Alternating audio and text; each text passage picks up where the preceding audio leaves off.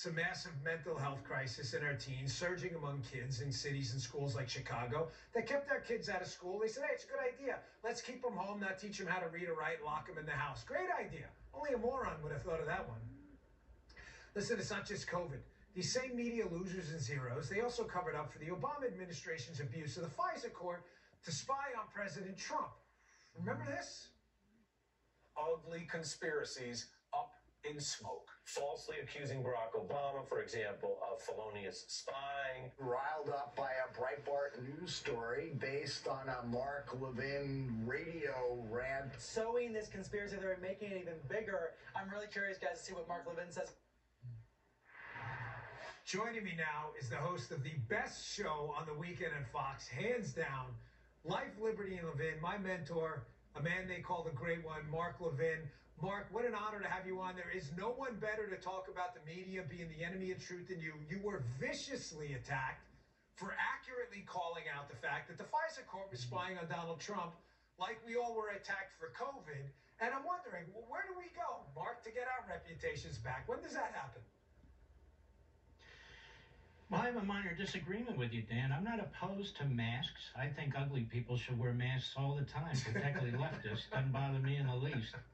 But they need to know it has no effect on the virus or anything like that. Where do we go to get our reputation back? We certainly don't go to the corrupt media because they have no reputation at all. And they never apologize for their mistakes. They never go back and unwind them. Every now and then they'll throw a line in a newspaper, or 3 years later they'll say something about, oh yeah, there is a laptop, that sort of thing. But they are disreputable. They're in the back pocket of the Democrat Party. They're Praetorian Guard for Joe Biden. Even now, even when you point out Bobolinsky and what's on the laptop and Mr. Big and Mr. 10% and he got millions of dollars from the communist Chinese, they don't want to hear anything about it.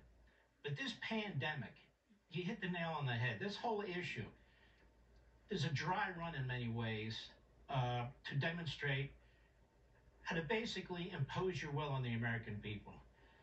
Shutting down restaurants, shutting down shops, shutting down beaches, shutting down baseball parks, religious institutions, while the phony elites are out there partying it up and doing whatever they want to. They never had the authority to do any of this. I don't care if they're governors or federal bureaucrats or phony CDC experts. They didn't know what they were doing. They're shooting from the hip.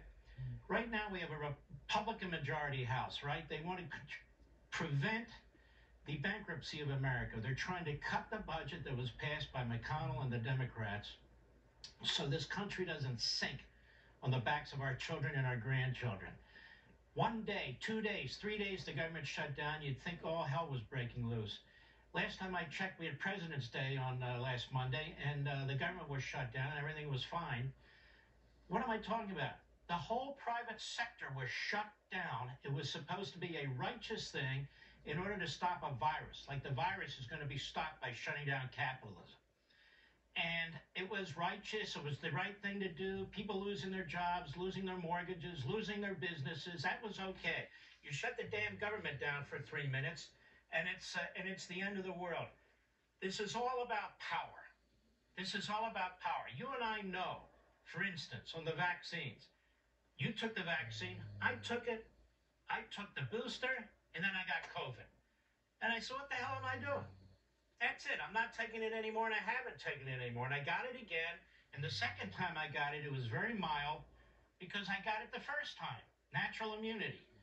As so many of these brilliant scientists said from Stanford, from Yale, from all over the world, they were shut out of the process. The only place that they could be heard was here on Fox, maybe a handful of other places. People who are a lot smarter than these medical doctors and experts in the government who haven't practiced for like 40 years.